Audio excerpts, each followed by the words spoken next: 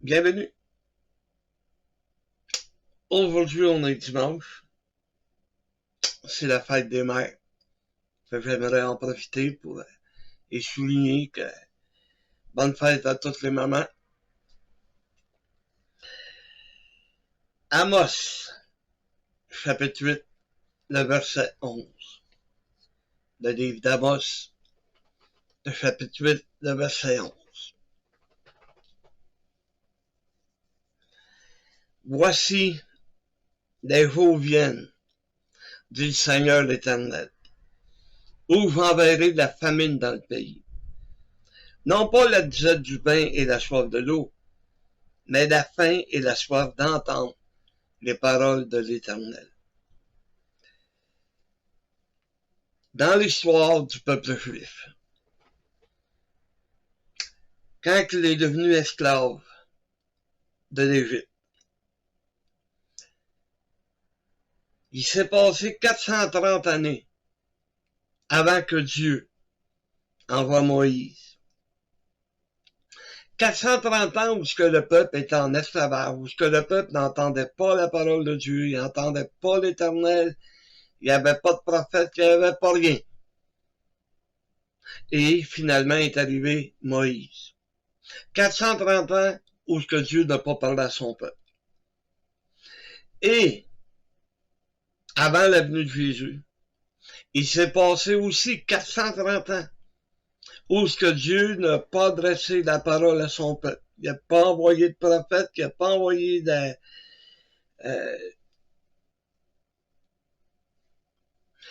il n'a pas envoyé de prophète, il n'a pas envoyé de juge, ou il n'avait envoyé personne avant la venue de Jésus.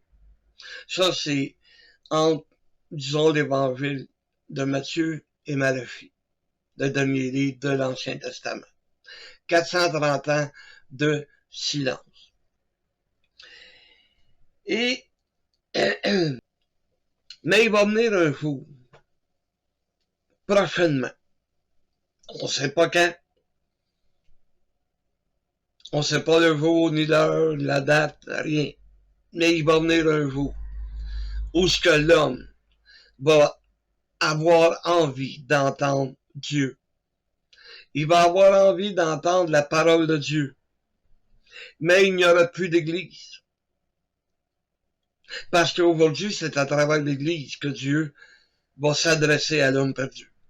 À travers les membres de l'église qui vont apporter la parole de Dieu, qui vont témoigner du nom de Jésus.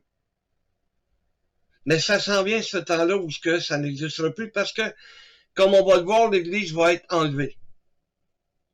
L'église ne sera plus sur la terre. Le Saint-Esprit ne sera plus sur la terre. Alors, Dieu ne pourra pas s'adresser à l'homme perdu parce que ça va être fini pour lui. Alors, c'est le temps pour nous, membres de l'église, de faire le travail auquel Dieu nous appelle. Aller vers l'homme perdu et leur apporter la parole de Dieu. Parce que dans cette époque où ce que l'Église sera partie, le monde va vouloir entendre parler de la parole de Dieu. Il va vouloir entendre Dieu parler, mais ils ne l'entendront pas. Parce que l'Église sera plus là et le Saint-Esprit non plus. C'est pour ça que si on va dans deuxième épître aux Thessaloniciens, chapitre 2. Vous savez, aujourd'hui, l'homme est béni quand même parce qu'il y a des églises qui prêchent la vérité. Il y en a d'autres qui prêchent le mensonge. Ils essayent de faire croire toutes sortes d'affaires à l'homme. Mais c'est pas la vérité. Quand on parle que Dieu va parler, que Dieu, à travers sa parole, que nous allons apporter, c'est avec vérité. Mais il y en a beaucoup d'églises qu'aujourd'hui, c'est des sectes, ce sont des sectes, Dieu n'est même pas là, Dieu n'existe pas dans leur vie, c'est un Dieu qui se sont formés. Et ça, c'est le diable qui les a aidés à se former une image de Dieu qui est fausse, qui n'est pas selon la vérité.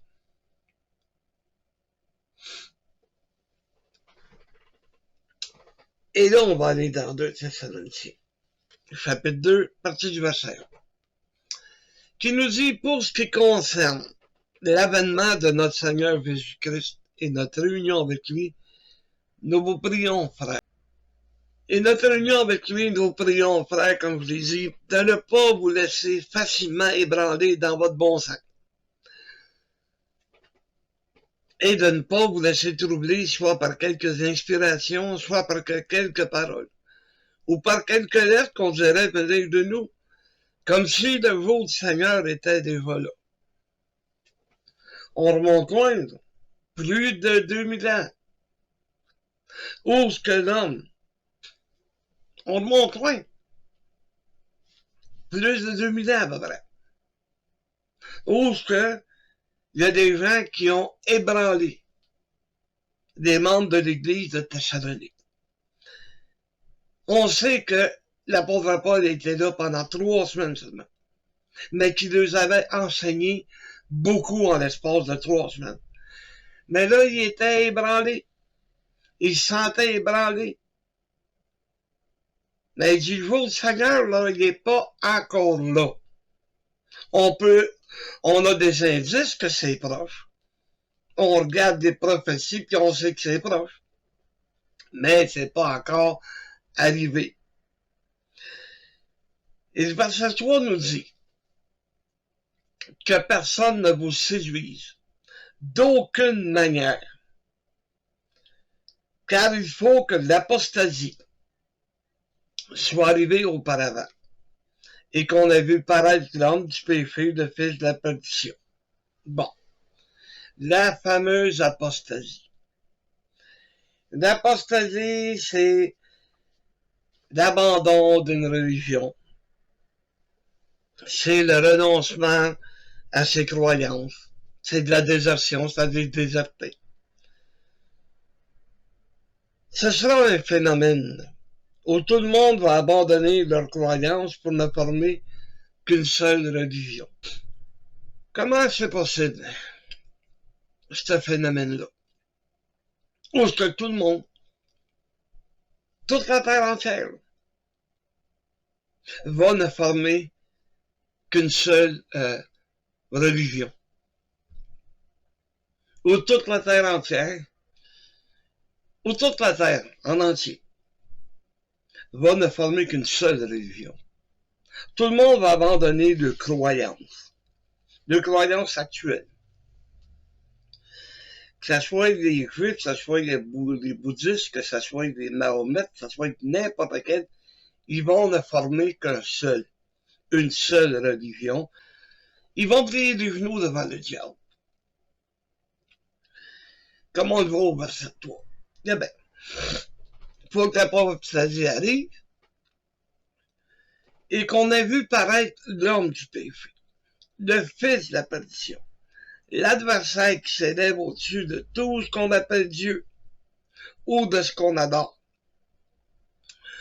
jusqu'à s'asseoir dans le temple de Dieu, se proclamant lui-même Dieu. Donc, le diable va apparaître tout de suite après l'enlèvement. Quand l'Église va être disparue, lui, il va faire son apparition. Puis il va aller jusqu'à s'asseoir dans le temple de Dieu. Vous savez, Israël, ils sont tous ensemble, les Juifs, puis ils veulent reconstruire le temple de Salomon. Eux autres, ben, ça va faire partie du plan de Dieu.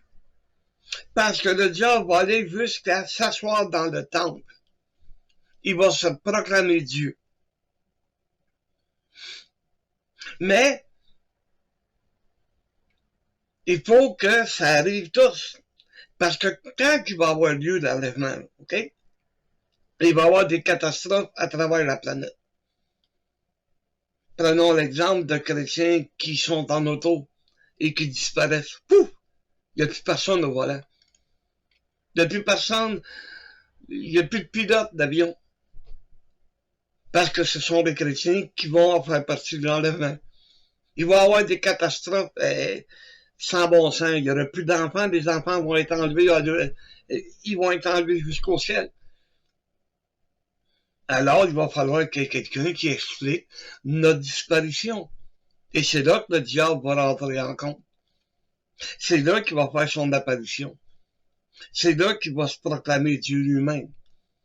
Et regardez bien, il dit, le verset 5, ne vous souvenez-vous pas que je vous disais ces choses lorsque j'étais encore chez vous. Et maintenant, vous savez ce qui le retient, afin qu'il ne paraisse qu'en son temps. Quand on dit ce qui, on parle d'une chose. Il y a deux choses qui le retiennent.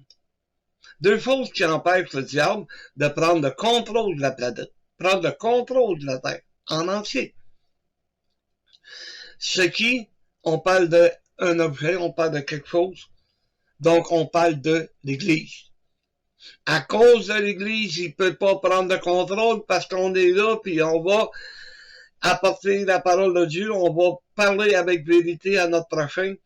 Il ne peut pas prendre le contrôle pour l'instant. Et regardez bien, verset 7, car le mystère de l'iniquité. L'injustice, ça vit déjà, on la voit partout. Il n'y a rien de juste. Les gens sont pas justes, les politiciens, les pays, les dirigeants, il y a de l'injustice partout. Même dans les églises, on voit de l'injustice. Parce qu'ils font, tu sais, ils font la distinction entre le riche et le pauvre. Alors que Jésus, là, on est tous sur le même pied d'égalité. Il y a de l'injustice. Il faut seulement que celui qui le retient. Là, on parle d'une personne. On parle d'une personne. On parle du Saint-Esprit. Parce que le Saint-Esprit, c'est pas qu'une influence. Saint-Esprit, c'est une personne qui a été laissée par Jésus, donnée par Jésus à l'Église, aux personnes sauvées. Et le Saint-Esprit, par sa puissance, empêche le diable d'accomplir son plan, d'accomplir son œuvre. Parce que il dit que l'homme impie paraîtra. Le Seigneur parle que le Seigneur Jésus va détruire par le souffle de sa bouche et qu'il anéantira par l'éclat de son avènement. Là, on parle du deuxième retour. Okay? Il y a deux retours. Il y a un retour de Jésus pour l'Église, une profession d'Église, et il va y avoir un deuxième retour. Verset 9. L'apparition de cet impie se fera par la puissance de Satan, avec toutes sortes de miracles, de signes et de prodiges mensongers, et avec toutes les séductions de l'iniquité pour ceux qui périssent. Bon, l'homme impie, dans Antéchrist, nomme-le comme tu voudras. Lui, il va arriver là, avec la puissance du diable. Le diable va déployer sa puissance. Et, excusez, il va faire toutes sortes de miracles. Il va faire apparaître toutes sortes de signes. Et des prodiges mensongers. C'est le père du mensonge. Et le monde va tomber dans le panneau. Parce que le monde est attiré par il va faire des miracles.